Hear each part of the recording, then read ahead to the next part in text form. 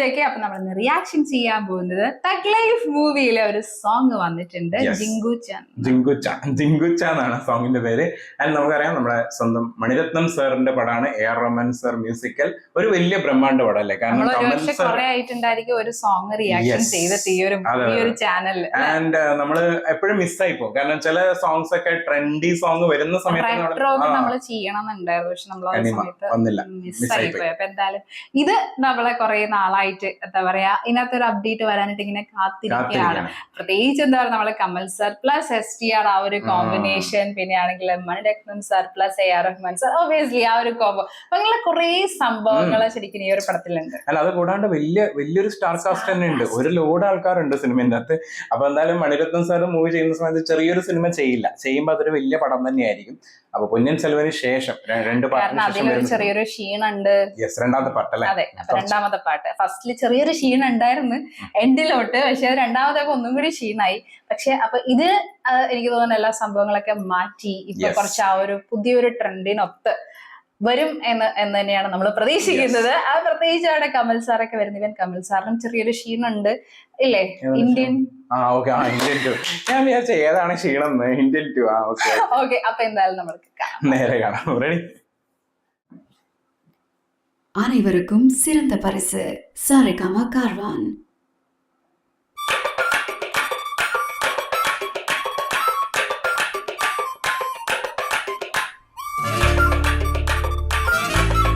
കമൽ സാറിന്റെ സിബുവിന്റെ ഡ്രസ്സിംഗ് ഉണ്ടായിരുന്നു, ഭയങ്കര ഒരു എനർജറ്റിക് ഫീൽ ഉണ്ടായിരുന്നു. എനിക്ക് കിട്ടിയില്ല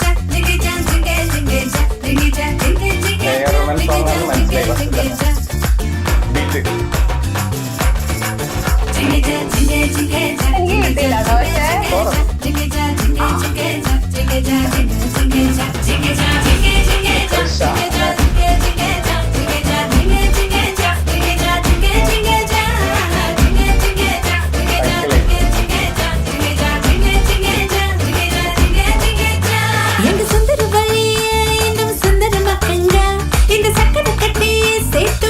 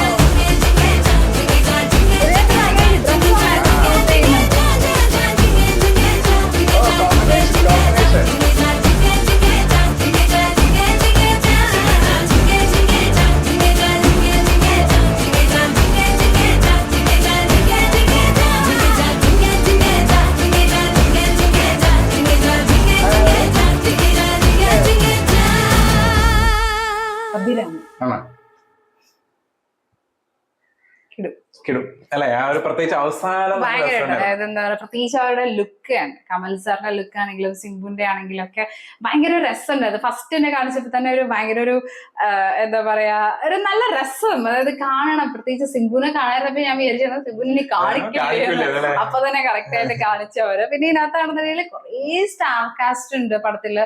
പേര് പോലെ തന്നെ തഗ് ലൈഫ്, അതായത് ഇപ്പോഴത്തെ ഒരു ട്രെൻഡിലൊക്കെ ഉള്ള എപ്പോഴും നമ്മൾ പറയുന്ന ഒരു തഗ് സംഭവം, നമ്മൾ എപ്പോഴും പറയുന്ന ഒരു വേർഡാണ് അത്. ഭയങ്കര ഇറങ്ങാൻ വന്ന പടത്തിന്റെ ഒക്കെ പേര് ഭയങ്കര രസം, റെട്രോ തഗ് ലൈഫ് അല്ലെ, എല്ലാം ഒരു ന്യൂ ഏജ് ഒരു വൈബ് തോന്നിക്കുന്ന രീതിയിലാണ് എല്ലാം. പിന്നെ ഇവരാണെന്നുണ്ടെങ്കിൽ കാരണം STR ആണെങ്കിൽ ഒരു പക്ക ഒരു അമ്പി വൈബാണ് അടിക്കുന്നത്. പിന്നെ കമൽ സാറിന്റെ ആണെന്നുണ്ടെങ്കിൽ ലുക്ക് ഭയങ്കര രസം, അതായത് ഒരു ഭയങ്കര റോയൽ ലുക്ക് ഫീൽ ചെയ്യുന്നുണ്ട് ആളുടെ. പിന്നെ ആണെങ്കിൽ മുടിയൊക്കെ പറ്റ വെട്ടിക്കൊണ്ട്, ഇപ്പൊ റീസെന്റ് ഇതൊന്നും കണ്ട പടത്തിലൊന്നും അങ്ങനത്തെ ഒരു ലുക്ക് ഇല്ല. അതും നല്ല മീശ വെച്ചിട്ടുണ്ട്, നല്ല മീശ വെച്ച് മറ്റേത് പറ്റ വെട്ടിയിട്ടുള്ളത്. അദ്ദേഹത്തിന്റെ പ്രായവും ഏകദേശം അതേപോലെ തന്നെ കാണിക്കുന്ന ഒരു റോളാണെന്ന് തോന്നുന്നുണ്ട്. കാരണം അതർ മൂവീസിലൊക്കെ നമ്മൾ കുറച്ചും കൂടി ഒരു യങ്ങർ വേർഷൻ ആണല്ലോ കാണാറ്.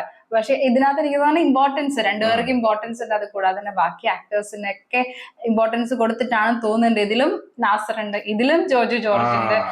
അതാണ് സംഭവം. പിന്നെ അത് മാത്രല്ല, കമൽ സാറിനെ ആ ഒരു കറക്റ്റ് ഏജിലോട്ട് നമ്മൾ ഇപ്പോഴത്തെ എന്താണോ അതിന്റെ അതേ ലുക്കിൽ കാണിക്കുന്ന സമയത്ത് നല്ല രീതിയിൽ വരാറുണ്ട്. നമ്മളിപ്പം വിക്രം മൂവിന്റെ അകത്തായാലും ലോകേഷ് കനകരാജ് കറക്റ്റ് അതുപോലെ കാണിച്ചത്. കാരണം അതിന്റെ അകത്തൊരു അല്ലെ കൊച്ചും മോനൊക്കെ ഉള്ള കുട്ടിയൊക്കെ ഉള്ള ഒരു അതിലാണ് അതില് പ്രത്യേകിച്ച് എൻഡിലോട്ടൊക്കെ വരുന്ന നമുക്ക് ആ ഒരു ഫൈറ്റ് ചെയ്യുമ്പോഴും ആളുടെ ടയർനെസ് ഇറക്കം കാണിക്കുന്നത്. അതാണ് ഇന്ത്യൻ മൂവിയിൽ ഫെയിലിയർ ആവാനുള്ള കാരണം. കാരണം അതായിരുന്നു കാരണം അദ്ദേഹത്തിന്, അതായത് ആ ഒരു റോൾ നമ്മ അങ്ങനെയാണല്ലോ ഇപ്പൊ കുറച്ചും കൂടി റിയലിസ്റ്റിക് ആയിട്ടുള്ള രീതിയിലായിരിക്കും എന്തോ അത് ക്യാരക്ടർ ആണെന്നുണ്ടെങ്കിൽ നമ്മൾ കാണുന്ന രീതി വ്യത്യാസമാണ്.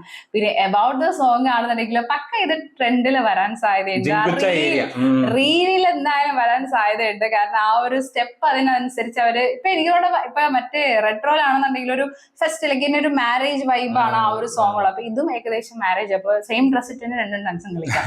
അപ്പൊ അതുകൊണ്ട് തന്നെ ചിലപ്പോ എല്ലാവരും ആരെങ്കിലും ഒരാൾ എടുത്തിട്ട് വന്നിട്ടുണ്ടെങ്കിൽ അപ്പൊ ഇത് റീൽസ് കിടന്ന് ഓടാൻ സാധ്യത. പിന്നെ പാട്ട് ഇറങ്ങിയിട്ട് അത്യാവശ്യം നല്ല റെസ്പോൺസും ആണ്. കാരണം നമ്മളിപ്പം റിയാക്ട് ചെയ്യുന്ന സമയത്ത് തന്നെ ഓൾറെഡി 1 ലക്ഷത്തിന് മേലെ ലൈക്സ് കയറിയിട്ടുണ്ട്. അപ്പൊ എന്തായാലും പാട്ട് നന്നാവാൻ സാധ്യതയുണ്ട്, അതായത് ട്രെൻഡ് ആവാനുള്ള സാധ്യത കൂടുതലുണ്ട്. നമുക്ക് എന്തായാലും സാധനം ഇഷ്ടപ്പെട്ടിട്ടുണ്ട്. പ്രത്യേകിച്ച് A.R. റഹ്മാൻ സാറിന്റെ വൈബ് അടിക്കുന്നില്ല, എനിക്ക് ഫസ്റ്റ് തന്നെ കിട്ടിയായിരുന്നു.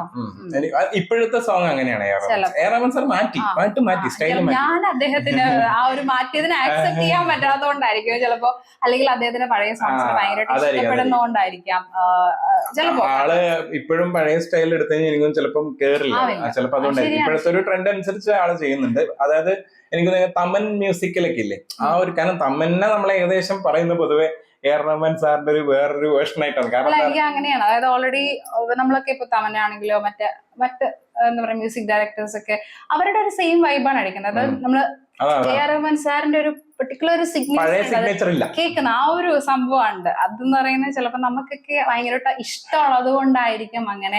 പിന്നെ പുതിയ ഇറയിലോട്ട് വരുന്ന സമയത്ത് എന്തായാലും മാറ്റങ്ങൾ വരുത്തണം. അതിപ്പോ ഒരു മ്യൂസിക് ഡയറക്ടർ ആണെങ്കിലോ കാലത്തിനൊത്ത് സഞ്ചരിച്ചിട്ടില്ല എന്നുണ്ടെങ്കിൽ ഫ്ലോപ്പ് ആയി പോകുന്ന എത്ര ടാലന്റഡ് ആയിട്ടുള്ള ആൾക്കാരാണെന്ന് പറഞ്ഞിട്ട് കാര്യമില്ല. ഇപ്പൊ അദ്ദേഹം ആ ഒരു ചേഞ്ച് വരുത്തിയില്ല എന്നുണ്ടെങ്കിൽ അദ്ദേഹത്തിന് മൂവീസ് കിട്ടില്ല actually.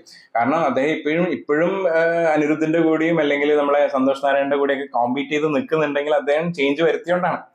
Still he has movies, കുറെ മൂവീസ് ഉണ്ട്. കോറസിന്നായിരിക്കും എന്തായാലും മനസ്സിലായത് A.R. റഹ്മാൻ സാർ. കാരണം അദ്ദേഹത്തിന് അത്രയും ഒരു കോറസ് സംഭവം എന്ന് പറയുന്നത് അദ്ദേഹത്തിന് മാത്രം എന്താ പറയാ, അദ്ദേഹത്തിന് എന്താ പറയാ പെട്ടെന്ന് നമ്മൾ പാട്ടുകൾ മനസ്സിലാക്കാനായിട്ട് പണ്ട് കാലത്ത് ആ ഒരു ടെക്നിക്കാണ് നമ്മൾ ഉപയോഗിച്ചിരുന്നത്. ആ ഒരു കോറസ് കൂടുതൽ ആയിട്ടുണ്ടെങ്കിൽ അവർക്കൊക്കെ അതും അത്ര ഗംഭീരമായിട്ട്. പിന്നെ അത് മാത്രമല്ല A.R. റഹ്മാൻ സാറിന്റെ സോങ്ങുകൾ എനിക്ക് തോന്നുന്നു പണ്ട് പാട്ട് തുടങ്ങുന്ന കുറച്ച് വൈകിയായിരിക്കും. ഫസ്റ്റ് കുറെ മ്യൂസിക് ഉണ്ടാവും, അത് കഴിഞ്ഞായിരിക്കും പാട്ട് സ്റ്റാർട്ട് ചെയ്യുന്നത്. അപ്പൊ എന്തായാലും നിങ്ങളുടെ ഒപ്പീനിയൻ കമന്റ് ബോക്സിൽ മെൻഷൻ ചെയ്ത വീഡിയോയിൽ കാണാം.